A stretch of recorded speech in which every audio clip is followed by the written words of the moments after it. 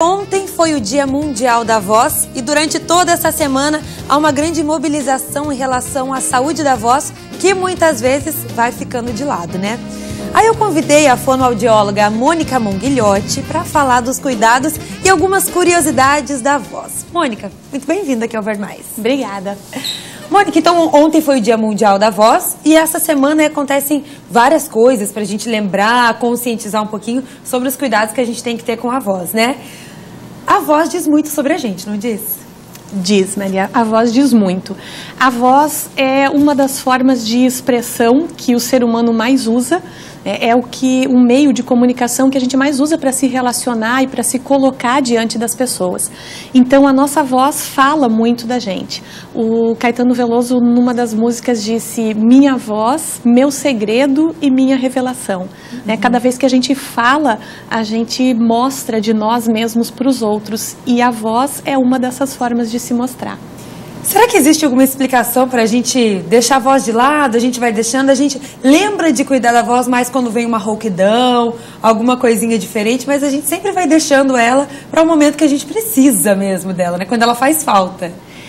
A gente vê assim que os profissionais que usam mesmo a voz, que precisam da voz para o seu trabalho, como um repórter, um radialista, o professor que comumente precisa da voz no seu dia a dia, essas pessoas têm um cuidado maior, lembram um pouquinho mais daquilo que já ouviram de instruções ou às vezes procuram profissionais como um fonoaudiólogo para orientar. Mas as pessoas que não têm esse uso profissional da voz, muitas vezes nem se dão conta.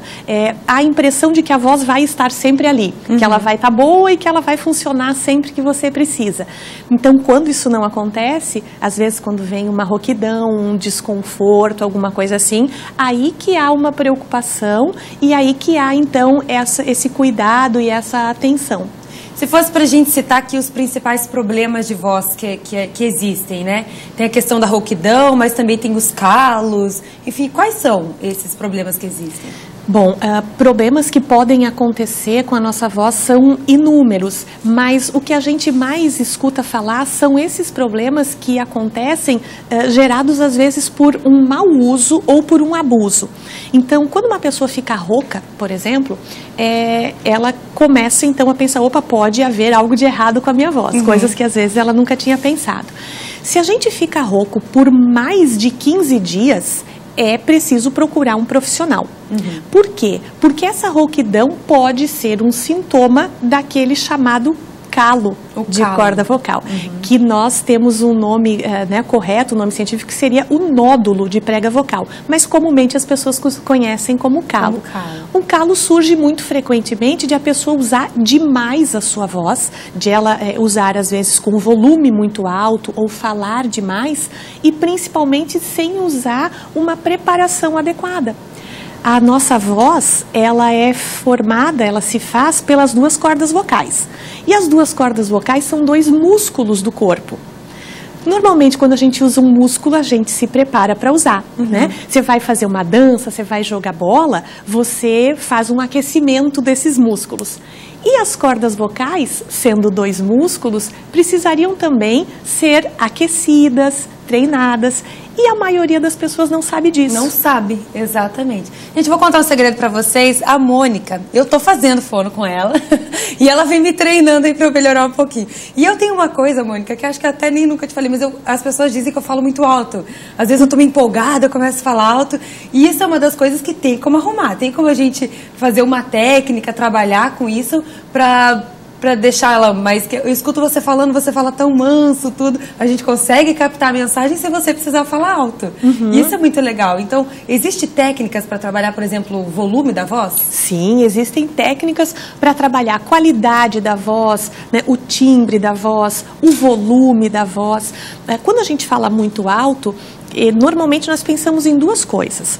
Ou eu posso não estar ouvindo muito bem. Quem não ouve muito bem, fala mais alto. Aí eu já vou ter que não dar é uma conferida.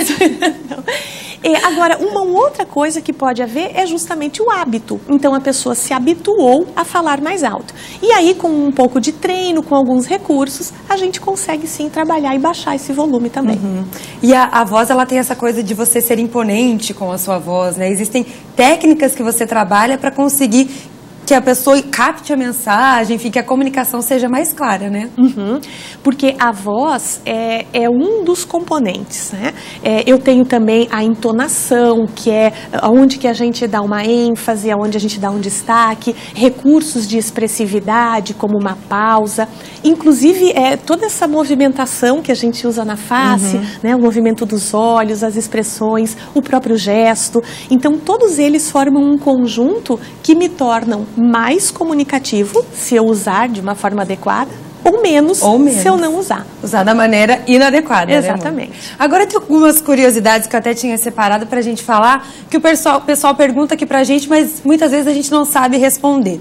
Por exemplo, quando a gente grava a nossa voz nos áudios do celular, ou então vai fazer um vídeo, alguma coisa assim, a nossa voz fica muito diferente, parecendo de outra pessoa. Por que isso acontece? Essa é uma dúvida e uma pergunta bem interessante que quase todas as pessoas sentem, né? Quando nós falamos, então eu aqui, Mônica, estou falando com você. Quando eu falo, eu me ouço de duas formas. Por via aérea, ou seja, o som está entrando por via aérea no meu ouvido, que é como você me ouve. E quando eu falo, eu também me ouço por via óssea, que é essa vibração do meu crânio quando eu falo. Então, a voz que eu, Mônica, escuto de mim mesma, só eu ouço. Ninguém escuta essa voz que a gente escuta. Ninguém escuta essa voz que a gente mesmo escuta.